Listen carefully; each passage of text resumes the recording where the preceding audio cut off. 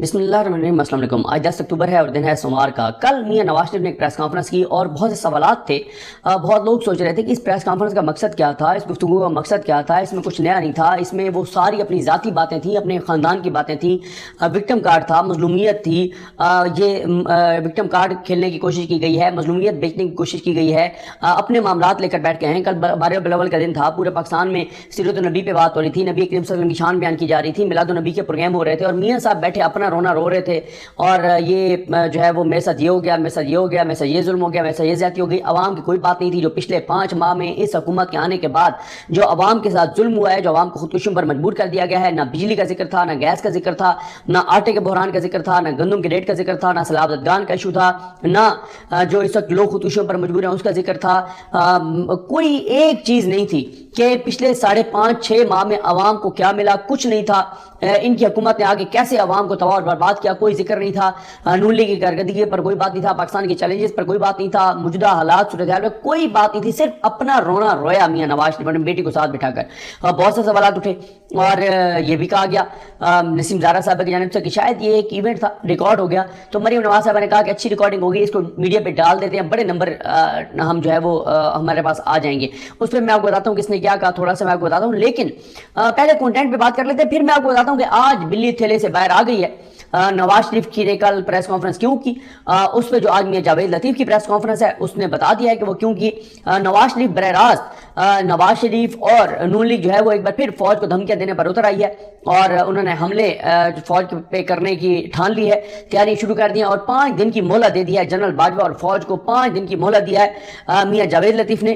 اور اس کے بعد انہوں نے کہا کہ ہم زبان کھول دیں گے، اس سے پہلے جرت نہیں ہے، اس کے پہلے ہمت نہیں ہے، اس سے پہلے اوقات نہیں ہے۔ اور میاں جاوید لطیف کی پریس کانفرنس کا بھی آپ کو بتا دوں کہ وہ چند منٹ ہی پی ٹی وی نے دکھائی اور اس کے بعد پی ٹی وی سے ہٹا دی گئی، ظاہر ہے کسی نے کال کی اور اس کے بعد پی ٹی وی سے ان کی پریس کانفرنس ہٹا دی گئی۔ ساتھ ہی میاں نواز شریف کی جو پریس کانفرنس ہے، جو میڈیا سے گفتگو ہے یا جو بھی آپ اس کو نام دیں، وہ بھی ریکارڈ کی گئی، پھر اس کو ویٹ کیا گیا، اس کو ایڈٹ کیا گیا، 24 گھنٹے بعد ایڈٹ کرنے چاہیے اور اب ان کی پریس کانفرنس کے یا میڈیا ٹاک یا جو بھی آپ اس کو اپنا رونا دھونا کہیں، اس رونے دھونے کے 24 گھنٹے بعد اب میاں جاوید لطیف نے پریس کانفرنس کیا ہے۔ میاں نواز شریف کو ایسے پڑھ رہے کہہ رہے تھے جیسے بڑا ظلم ہو گیا ہے، بڑی زیادتی ہو گئی ہے، جو آپ نے خواتین کو جبڑوں میں گولیاں ماری، جو آپ نے ماڈل ٹاؤن میں کیا، جو آپ نے لوگوں کے ساتھ کیا، وہ آپ کو یاد نہیں رہتا، آپ کو اپنی رونے دھونے یاد آ جاتے ہیں۔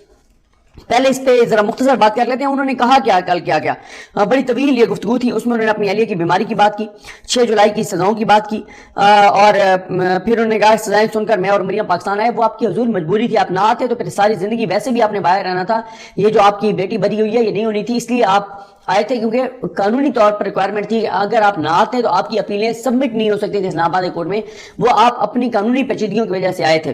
اس کے بعد کہتے ہیں کہ اللہ کے فضل سے مریم سرخرو ہو کر پاکستان سے لندن آئی ہیں، خدا کا واسطہ ہے، آپ کو اللہ اور اللہ کے رسول کا واسطہ ہے، اللہ کا نام غلط طور پہ نہ استعمال کیا کریں۔ آپ کو بھی پتا ہے کہ کس نے ان کو سرخرو کروایا ہے، آپ کو بھی پتا ہے کہ ان کو کس نے بری کروایا ہے، آپ کو یہ بھی پتا ہے کہ ان کو کیوں اتنے جلدی بری کروایا گیا ہے، کیوں ایسا فیصلہ ہونا ہے جس کے لیے مریم نواز نے لندن لازمی پہنچنا تھا اور مشاورت ہونا بہت ضروری تھی، اور کیوں ان کو اکتوبر سے پہلے ان کو وہاں پر پہنچانا ضروری تھا۔ آپ کو بھی میاں صاحب پتا ہے، آپ اللہ پہ تو نہ یہ سارا کچھ وہ کیا کریں کہ اللہ نے سرخرو کیا ہے۔ اس سے پہلے مریم نواز کی آڑی آ چکی ہے کہ مشرف والے معاملے پر اللہ اور اللہ کے رسول پہ آپ ڈال دیں کہ اللہ اور اللہ کے رسول کے لیے میں پرویز مشرف کو معاف کر رہا ہوں کیونکہ ہمارے اقتدار کے لیے ضروری ہے، تو آپ اللہ پر ڈال دیں۔ تو یہ تو چیزیں ہیں، تو اللہ مہربانی کریں، تھوڑی سی مہربانی کریں، یہ احتیاط کیا کریں۔ آپ کو بھی پتا ہے جنہوں نے مریم نواز کو بری کروایا ان کا شکریہ ادا کریں، اللہ کا نہ شکریہ ادا کریں اور اللہ پہ نہ ڈالیں۔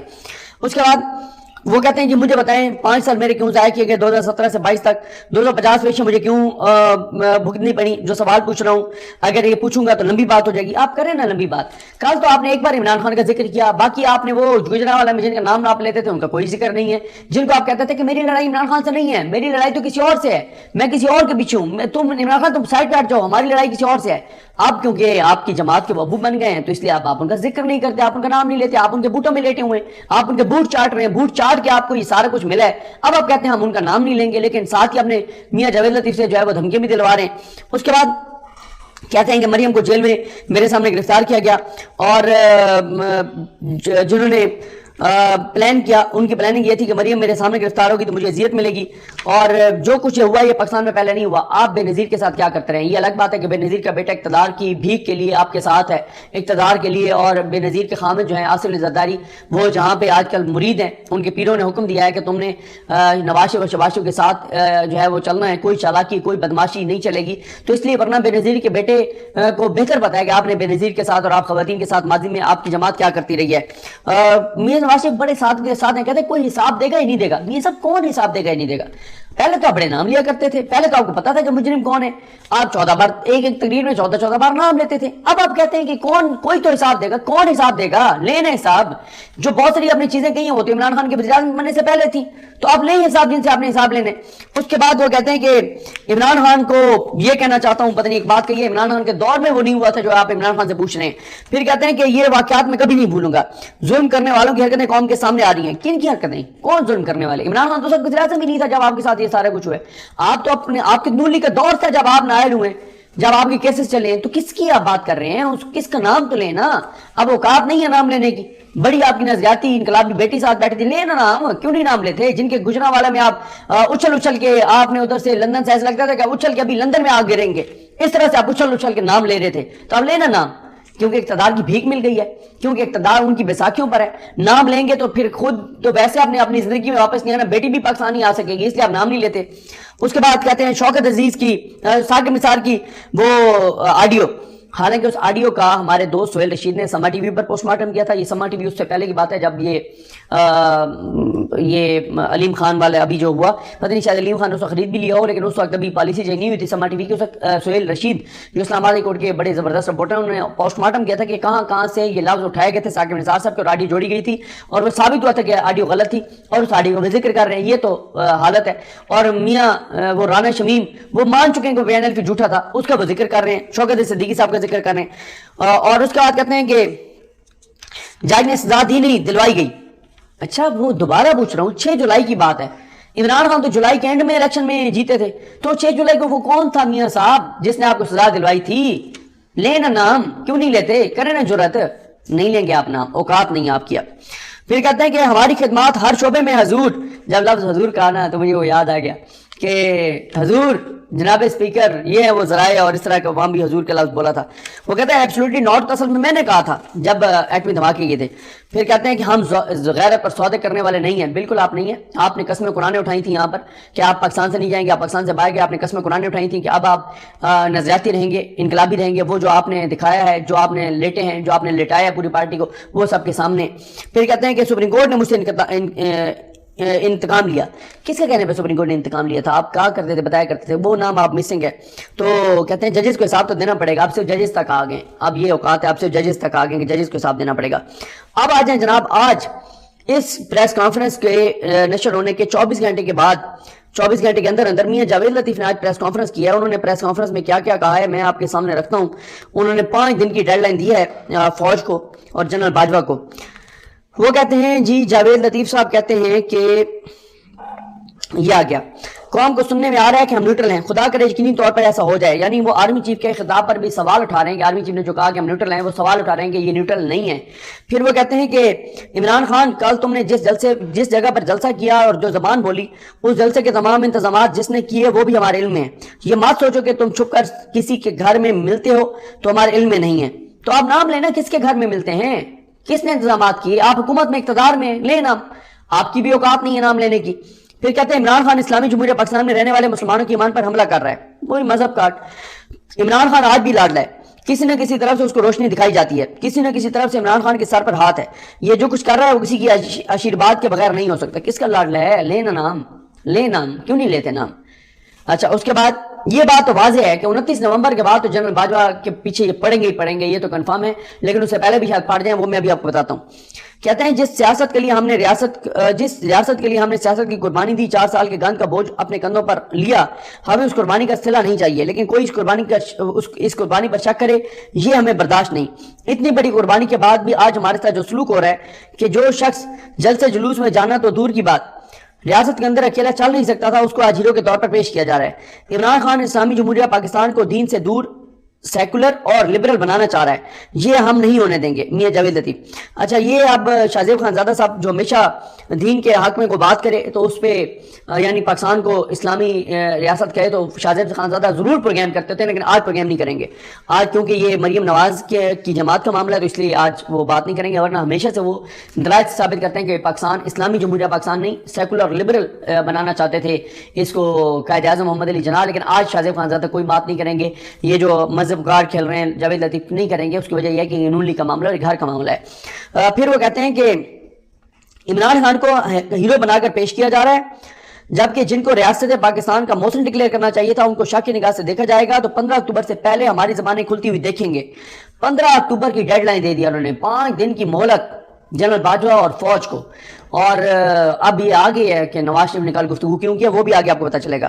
کہتے ہیں ہم نے اتنی بڑی قربانی دی کہ اداروں پر لوگوں کا جو اعتماد شیک ہوا تھا، لوگوں کے اداروں سے جو گلے تھے وہ بھی اپنے کندھوں پر لے لیے، اگر اس کے باوجود ہماری قربانیوں کو شاکی نگاہ سے دیکھا جائے گا تو آپ 15 اکتوبر سے پہلے ہماری زبانیں کھلتی ہوئی دیکھیں گے۔ یہ انہوں نے دھمکی دی ہے فوج کو کہ ہم زبان کھول دیں گے۔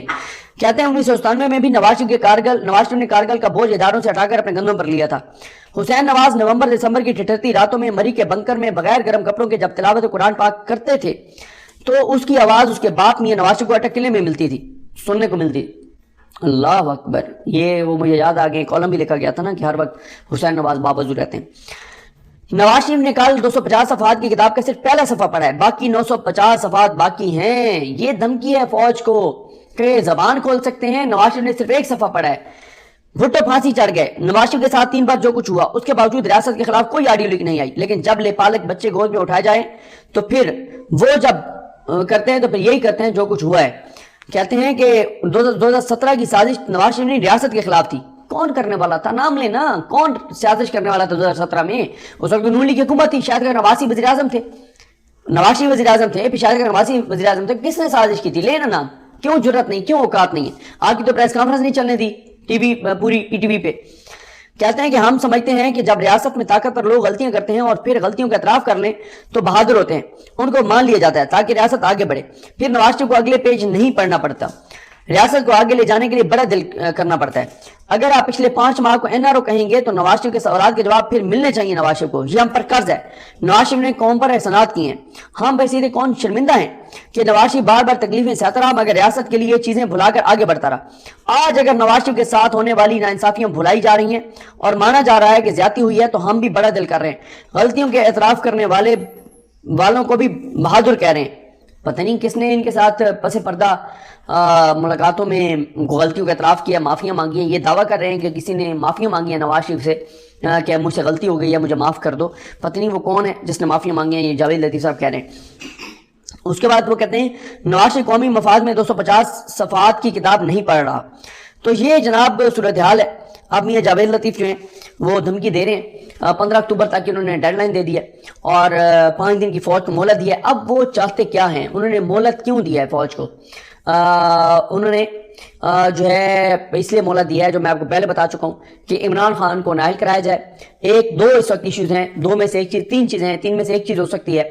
ایک وہ اس لیے فوج کو کہہ رہے ہیں کہ ہم تمہیں مہلت دے رہے ہیں کہ ہو سکتا ہے جو شیخ رشید دعویٰ کر رہے ہیں کہ جو فوج جس کو آرمی چیف لگوانا چاہ رہی ہے نواز شریف نہیں مان رہے، نواز شریف جن کو لگوانا چاہ رہے ہیں وہ فوج نہیں مان رہے، تو یہ ہو سکتا ہے کہ وہ دھمکی دے رہے ہیں کہ نواز شریف جس کو آرمی چیف لگانا چاہتا ہے اس کو لگا دو ورنہ ہم زبان کھول دیں گے۔ دوسری وجہ یہ ہو سکتی ہے کہ نواز شریف کو واپس لانے کے لیے وہ فوج کو کہہ رہے ہوں کہ جو بھی کرنا ہے کرو لیکن نواز شریف نے مریم کے ساتھ واپس آنا ہے۔ تیسرا ہو سکتا ہے کہ عمران خان کی نائلی کے حوالے سے وہ فوج کو کہہ رہے ہیں کہ جناب عمران خان کو نائل کروائیں ورنہ جو ہے وہ ہم زبان کھول دیں گے اور ہم آپ پر حملے شروع کر دیں گے۔ میں اب ایک چیز اور آپ کو بتا دوں جو کل جس پر بہت زیادہ جو ہے وہ بات ہوئی اور وہ تھی جناب میاں نواز شریف کی یہ جو گفتگو تھی کل والی، اس پہ بہت زیادہ کیونکہ بات ہو رہی ہے، اس پہ میں آپ کو تھوڑا سا بتا دیتا ہوں کہ کس نے کیا کہا ہے۔ ایک تو شیخ رشید کے کچھ چیزیں میں آپ کو بتا دیتا ہوں۔ وہ کہتے ہیں کہ اسٹیبلشمنٹ کی نون لیگ سے بھی پارٹنرشپ مشکوک ہو جائے گی، جن کو اسٹیبلشمنٹ اہم پوسٹنگ پر لانا چاہتی ہے وہ نہیں آ رہے، جن کو اچھا یہ سوری یہاں پہ میری غلطی ہے، میں یہ ٹویٹ ڈیلیٹ کر دوں، کیونکہ وہ یہ ہے کہ نواز شریف کا کہہ رہے تھے کہ نواز شریف جس کو لانا چاہتے ہیں وہ نہیں آ رہے۔ شیخ رشید کہتے ہیں کہ سب سے کہتا ہوں کہ ڈبل گیم مت کرو، ادھر یا ادھر ایک طرف ہو جاؤ، خدا کا واسطہ ہے یہ ملبہ پاکستان کے کسی محب وطن جان نثار ادارے پر نہیں، انہی چوروں پر گرنا چاہیے۔ وہ کہتے ہیں کہ راولپنڈی میں تاجروں کو بھتے کی کالز آ رہی ہیں، اسٹیبلشمنٹ عمران خان کو ملاقاتوں میں صرف ٹرک کی بتی کے پیچھے لگائے گی، اگر ہمیں لانا تھا تو نکالا ہی کیوں، ہمیں اللہ کے بعد صرف عوام ہی واپس لا سکتی ہے۔ شیخ رشید کہتے ہیں جن دنوں سندھ ہاؤس میں نوٹوں کی منڈی لگی ہوئی تھی ان دنوں راولپنڈی اسلام آباد میں 5000 کے نوٹ کم پڑ گئے تھے، پشاور سے ڈھالے بھر کر 5000 کے نوٹ لائے گئے۔ یہ ہماری میمن صاحبہ کے پروگرام میں ساری گفتگو کر رہے ہیں۔ وہ کہتے ہیں کہ ایک تقریر میں کہا گیا کہ ملک میں عدم استحکام نہیں ہونے دیں گے، یہ جنرل باجوہ صاحب کی تقریر کی طرف اشارہ کر رہے ہیں کہ انہوں نے کہا ہے کہ ہم ملک میں عدم استحکام نہیں ہونے دیں گے۔ وہ کہتے ہیں کہ ملک میں عدم استحکام ہو چکا ہے، عوام سے جا کر پوچھ لیں اور عمران خان کے دور کے اعداد و شمار کا موجودہ حکومت کے اعداد و شمار سے موازنہ کر لیں۔ وہ کہتے ہیں عدم استحکام ہو چکا ہے، آپ کہتے ہیں کہ نہیں جو ہے وہ ہم عدم استحکام ہونے دیں گے، عدم استحکام تو جو ہے وہ ہو چکا ہے ملک میں۔ شیخ رشید کہتے ہیں کہ مجھے بھی کہا جا رہا ہے کہ نیب تمہیں بلائے گی، نیب مجھے بلائے، قرآن ساتھ لے کر جاؤں گا اور نواز شریف کی کرپشن کے بارے میں بتا کر کہوں گا کہ کرو آپ نواز شریف کے خلاف کارروائی۔ شیخ رشید کہتے ہیں کہ نواز شریف سن لو، آرمی چیف کے لیے تمہارا امیدوار نہیں آئے گا۔ نواز شریف کی پریس کانفرنس، اچھا اب آ جائیں جناب سلیم بخاری صاحب نے کیا کہا نسیم زارہ صاحبہ کے پروگرام میں کہ نواز شریف کی پریس کانفرنس ان کے عزیز و اقارب کے لیے تو عام ہوگی لیکن پاکستانیوں کے لیے irrelevant تھی۔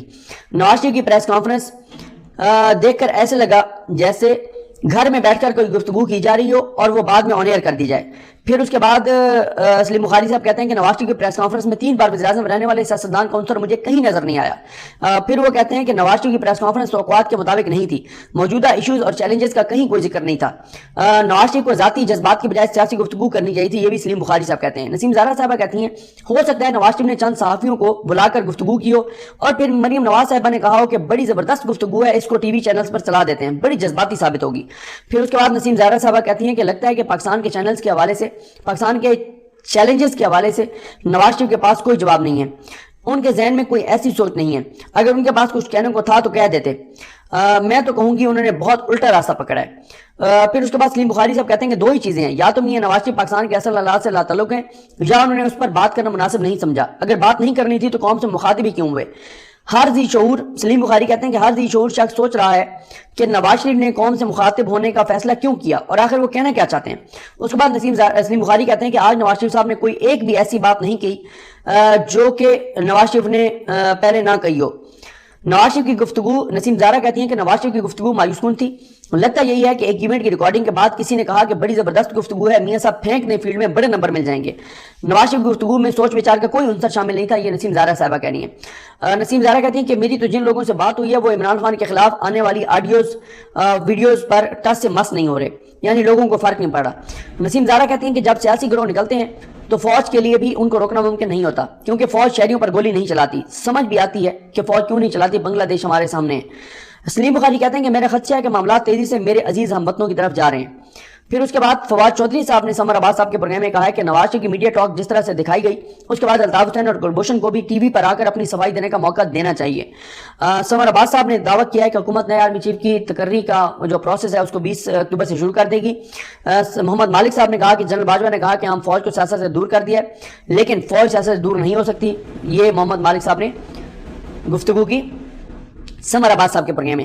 اس کے بعد انہوں نے یہ بھی کہا محمد مالک صاحب نے کہ آرمی چیف کا بہت کریٹیکل دورہ امریکہ تھا، ہمیں یہ نہیں سمجھ آ رہی کہ اچانک آخری 8 ہفتوں میں یہ دورہ کیسے مل گیا، یہ بہت کمپریہنسو دورہ تھا، ظاہر ہے یہ پالیسی میکنگ دورہ تھا، یہ کسی قسم کی فیئر ویل نہیں تھی۔ تو یہ جناب ہے صورتحال، اور باقی رانا ثناءاللہ کے حوالے سے بات کریں گے نیکسٹ ویڈیو میں۔ مجھے اپنی دعا میں یاد رکھیں، اللہ کریم ہم سب کا حامی ناصر ہو۔ اللہ حافظ۔